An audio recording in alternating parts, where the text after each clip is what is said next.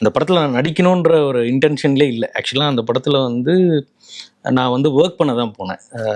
Producer sir Vinod sir வந்து இந்த படத்தை பார்த்துக்க சொன்னாங்க.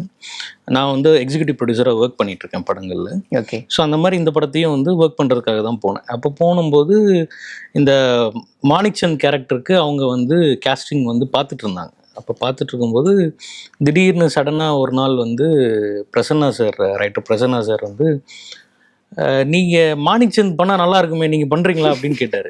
நான் இருந்துட்டு மாணிக்சந்தா சார் என்னன்னே தெரியல, நான் இங்கே வேலை பார்க்க வந்திருக்கேன், நீங்கள் என்ன நடிக்க சொல்கிறீங்க, ரெண்டுத்துக்கும் எப்படி வந்து செட் ஆகும்? அப்போ நான் நடிக்க ஆரம்பிச்சேன்னா அப்புறம் இங்கே இருக்கிற மற்ற ஒர்க்ஸை வந்து எப்படி பார்க்குறது? அது நான் பார்க்குறேன் சார், அது செட் ஆகாது சார், வேணாம் அப்படின்னு சொல்லிட்டேன்.